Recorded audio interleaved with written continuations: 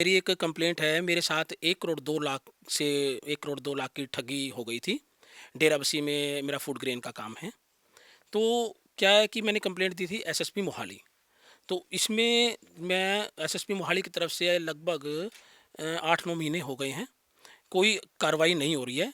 जबकि जहाँ तक मुझे पता है SP Mohali rural SP rural Mohali की तरफ से एक रिपोर्ट बन चुकी है लगभग 9 मई 2025 को कि इसमें पर्चा बनता है। और उन्होंने वो रिपोर्ट वहाँ सबमिट करवा दी है, जो कि मेरे को वहाँ स्टाफ ने बताया कि एसएसपी ऑफिस में सबमिट करवा दी उन्होंने। बट एसएसपी ऑफिस की तरफ से उस पर जो यस या नो जो भी कुछ करना है वो अब तक कुछ नहीं किया गया है। ना वो यस कर रहे हैं ना नो कर रहे हैं। लगभग 6 महीने हो गए इस बात को। और मैं उनसे लगभग 8 या 10 बार ऑफिस में फेस टू फेस भी मिल चुका हूँ एसएसपी साहब से। एसएसपी जो करंट हैं एचएस हंस साहब हैं। और ये मामला जो दर्ज वो कंप्लेंट करवाई थी, ये एसएसपी दीपक पारिक जी के टाइम पे हुई थी। तो इसमें एक्चुअली क्या है, इन्होंने एक बार दाखिल दफ्तर भी कर दी थी फरवरी 2025 में डीएसपी की रिपोर्ट पर। तो उसकी आरटीआई से जैसे ही मैंने ये निकलवाई तो उसमें मुझे मिला कि ये जो साइन किए गए हैं रिपोर्ट पर, स्टैंप तो देखिए एसएसपी साहब की है, परंतु साइन उनके नहीं है। जो कि मैंने एसएसपी स्टाफ है जो रीडर हैं उनसे पता किया क्या ये साइन एसएसपी साहब के हैं। उन्होंने साफ साफ मना किया ये साइन एसएसपी साहब के तो नहीं है, बट हम नहीं बता सकती किसके हैं। तो आप ये वैसे भी साफ दिखाई दे रहा है कि ये एक इनिशियल है। बिल्कुल ही शॉर्ट साइन किए गए हैं। और जहाँ तक मुझे लगता है कि अगेंस्ट रूल है ये।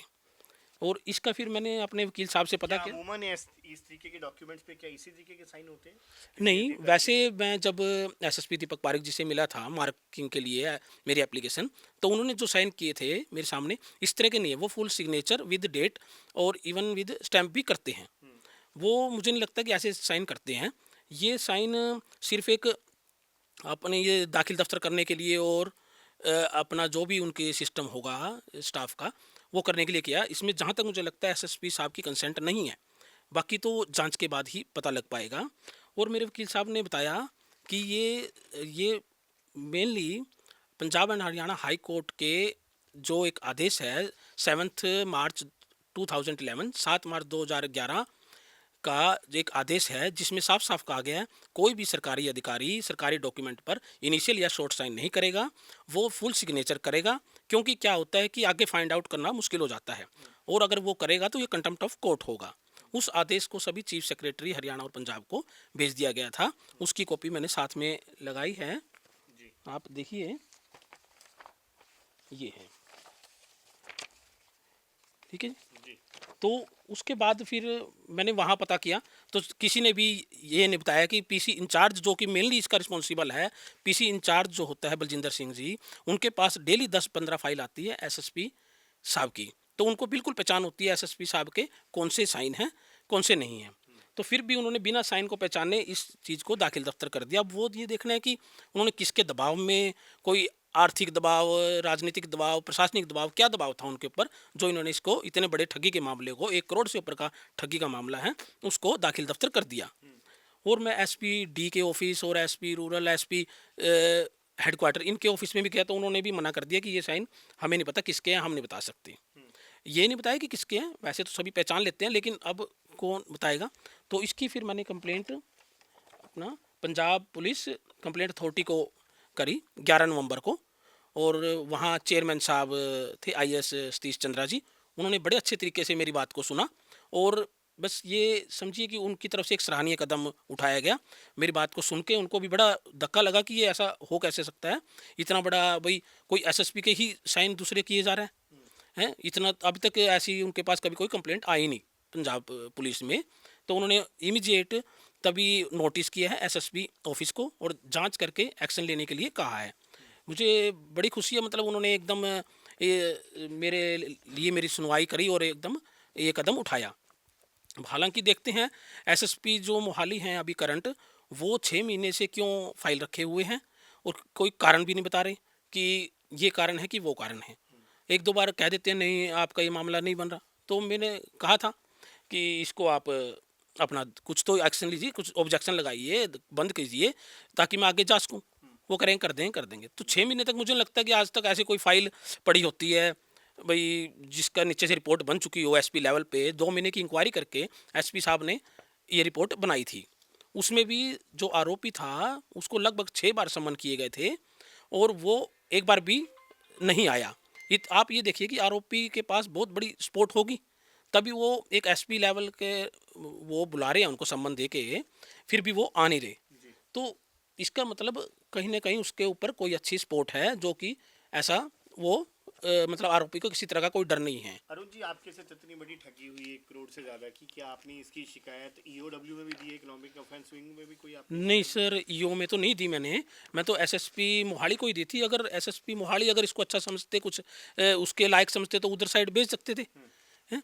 तो इवन क्या है कि इसमें जहाँ तक मुझे ऐसा लग रहा है कि जब मैं जीरकपुर था, स्टार्टिंग में शिकायत स्टार्ट हुई थी डीएसपी लेवल पे, तो एक प्राइवेट पर्सन जिन्होंने मेरे से लगभग 10 लाख रुपए की डिमांड की थी कि 10 लाख रुपए आप देंगे तो ये सारा मामला आपका सही हो जाएगा।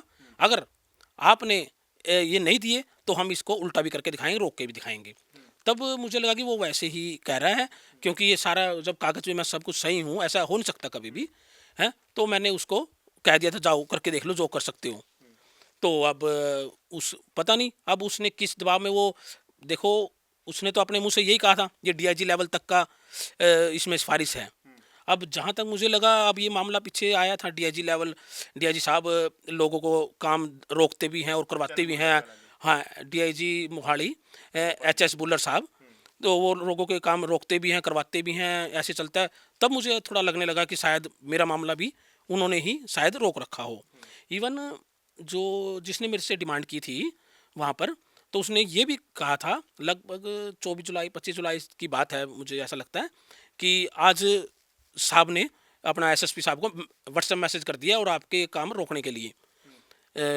मैं तो हैरान रह गया, मैंने कहा इसको इतनी बात पता है। जब भी मैंने इसको ये कर दिया, छोड़ो ये वैसे ही कह रहा होगा। अरुण जी, ये जो आप कह रहे 10 लाख रुपए आपसे मांगा, ये किसने मांगा था?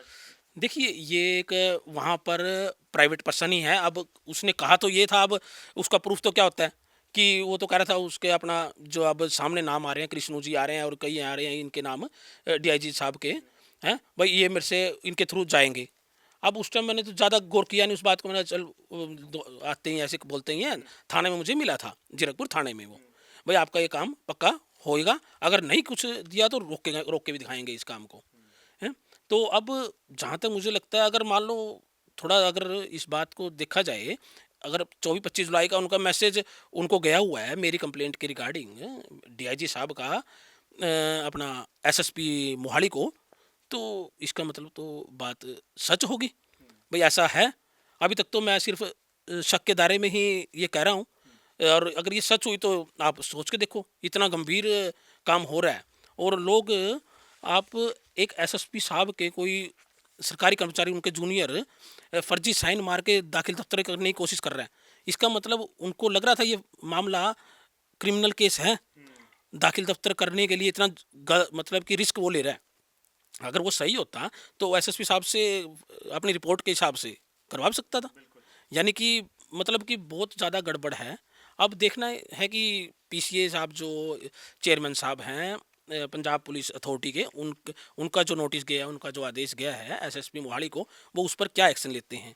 और जहाँ तक मेरे ख्याल है उन्होंने एसएसपी दीपक पारिक से भी शायद इस साइन की वेरिफिकेशन करवाई, या वो मेरे को नहीं पता, क्योंकि मुझे तो कोई कागज़ दिया नहीं गया। सिर्फ ओरली उन्होंने कहा था 8 दिसंबर 2025 की नेक्स्ट डेट है, और हमने उनको नोटिस कर दिया और उनसे इस फोर्जरी साइन के बारे में जांच और कार्रवाई करने के लिए कहा है। अगर वो एसएसपी दीपक पारिक जी से इस साइन को वेरीफाई कराएं क्या ये साइन उनके हैं या इनिशियल उनके हैं, तो थोड़ा सा जल्दी क्लियर हो जाएगा। क्योंकि अगर वो कहते हैं कि ये साइन दीपक पारिक जी के हैं, दीपक एसएसपी साहब, तो आगे जून जुलाई अगस्त सितंबर में जो इसी तरह के सिग्नेचर हैं फाइलों पे हो रहे हैं, तो वो कैसे हो रहे हैं, जबकि वो 12 मई को ट्रांसफ़र हो चुके। अगर वो कह रहे हैं कि ये साइन दीपक पारिक जी के नहीं है, तो इससे बड़ा ऑफेंस कोई हो नहीं सकता। 467 68 71 अंडर सेक्शन जो मेरे को वकील साहब ने बताया, भाई उनकी अपनी लैंग्वेज है जो भी है। मैं तो जैसे वकील साहब ने थोड़ा मेरे को, एक आखिरी सवाल, अब आप क्या चाहते हैं? देखिए हम ये चाह रहे हैं कि इसमें जो जो इतना गलत काम कर रहे हैं, मेरी जो क्रिमिनल कंप्लेंट है इसको सिविल बनाने के लिए और इसको बंद करने के लिए जिन्होंने इतना गलत काम या रिस्क लिया है और गैर कानूनी काम किया है, सबके खिलाफ कानूनी कार्रवाई हो, वो चाहे छोटा अफसर हो या बड़ा हो या रीडर हो या पीसी इंचार्ज हो, कोई भी हो। अब मुझे एग्जैक्ट नहीं पता कि किसने साइन किया, अगर वो कुछ बताते तब होता। ये ज़रूर पता है कि इसमें गड़बड़ हुई है, गैर कानूनी काम है, रूल के अगेंस्ट है।